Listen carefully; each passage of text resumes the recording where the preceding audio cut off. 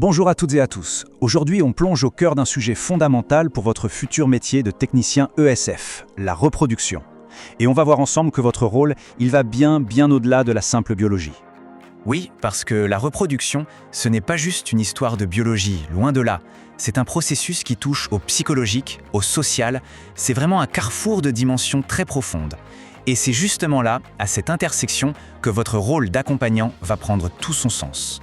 Alors, la grande question, c'est comment on accompagne les familles dans ce parcours. C'est ce qui va nous guider aujourd'hui. On va regarder concrètement, de la conception jusqu'à la prévention, comment votre mission se dessine. Allez, on commence par le commencement.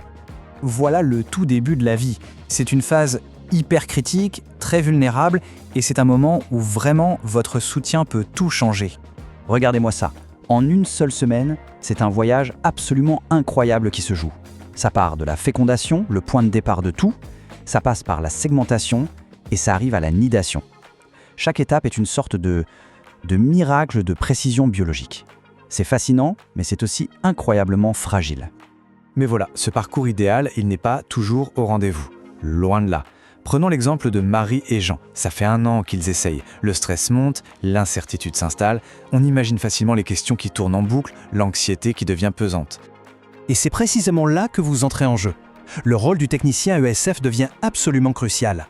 On bascule de la biologie pure au soutien humain. C'est le cœur de votre métier.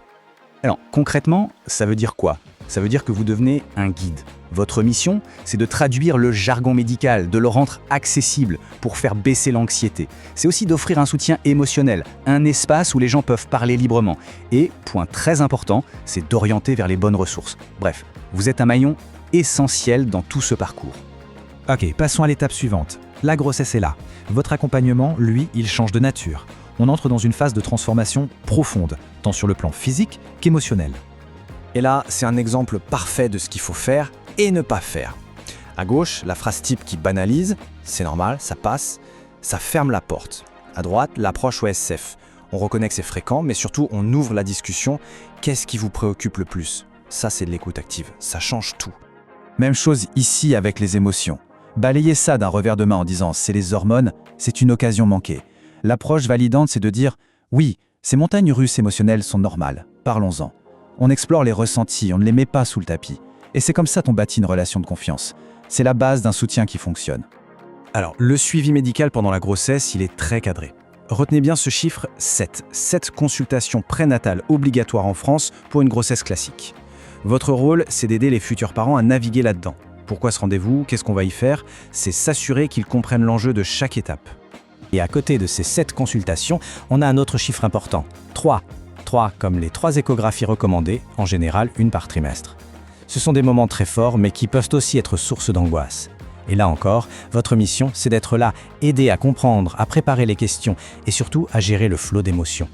Bon, on a parlé de concevoir, de la grossesse, mais la vie reproductive, c'est aussi une question de choix. Et pour faire des choix éclairés, il faut avoir les bonnes informations. C'est là qu'intervient une autre facette de votre mission, l'éducation et la prévention, avec une info claire et surtout sans aucun jugement. Le but d'éducation sexuelle, c'est ça. C'est de donner une information qui soit complète et objective. Le mot-clé ici, c'est autonomisation. On n'est pas là pour prescrire, pour dire faites ci, faites ça, non. On est là pour donner les outils, les cartes en main, pour que chaque personne puisse faire son propre choix, un choix libre et éclairé. Et pour bien informer, il faut que ce soit clair. Ce tableau, c'est un super outil pour ça. Il permet de classer les méthodes de contraception en grandes familles. Hormonales, barrières, naturelles. Rien que le fait de maîtriser ces catégories, c'est déjà une base solide pour animer un atelier et aider les gens à y voir plus clair. Allez, on aborde maintenant un autre volet tout aussi essentiel, les infections sexuellement transmissibles, les IST. On va voir votre rôle à la fois dans la prévention et dans l'accompagnement quand un diagnostic tombe. Prenons l'exemple de Sarah, 22 ans. Un contrôle de routine et hop, un diagnostic de chlamydia tombe sans qu'elle n'ait eu le moindre symptôme. Son histoire, elle nous rappelle une chose fondamentale. Beaucoup d'IST sont silencieuses, invisibles. Et c'est pour ça que le dépistage régulier, c'est juste indispensable. Du coup, la prévention, elle repose sur 3 piliers. C'est vraiment le socle. Premièrement, l'utilisation correcte et systématique du préservatif. Deuxièmement, la vaccination, notamment contre le HPV. Et troisièmement, le dépistage régulier. C'est vraiment le trio gagnant à retenir. Mais alors, que se passe-t-il si malgré tout un diagnostic est confirmé? Quand la prévention n'a pas suffi? Quel est votre rôle? Là, votre soutien devient littéralement une boîte sauvetage. Et pour ça, il y a une sorte de feuille de route, 5 missions clés. D'abord, être là au moment de l'annonce, avec empathie. Ensuite, soutenir la personne pour qu'elle suive bien son traitement. Offrir un soutien psychosocial, c'est crucial. Conseiller pour éviter de retransmettre l'infection. Et enfin, informer sur les droits et les aides disponibles. Vous voyez, c'est une approche globale, vraiment humaine. Et tout ça, ça se résume dans cette phrase. C'est la philosophie qui doit guider chacune de vos interventions. Agir avec bienveillance et professionnalisme. Pourquoi ? Pour un objectif final qui ne change jamais. Le bien-être et l'inclusion sociale des personnes que vous accompagnez. Alors, après tout ce qu'on vient de voir, la question se pose. Tout ce parcours nous prépare à ce rôle essentiel. Finalement, la question, ce n'est pas tant de savoir quoi faire, mais plutôt de réfléchir à comment on le fait. Comment est-ce que votre écoute, votre empathie vont faire toute la différence demain dans la vie des gens ?